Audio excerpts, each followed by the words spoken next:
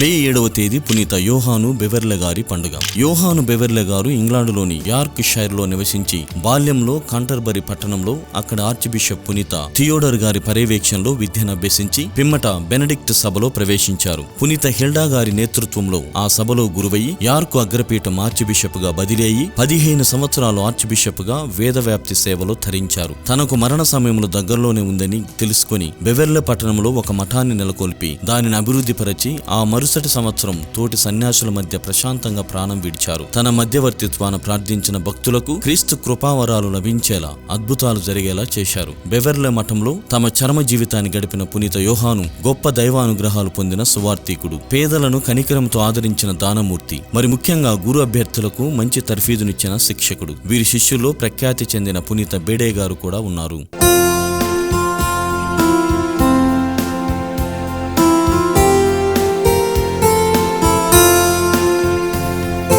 పునీత బెవెర్లే యోహాను గారా మా కొరకు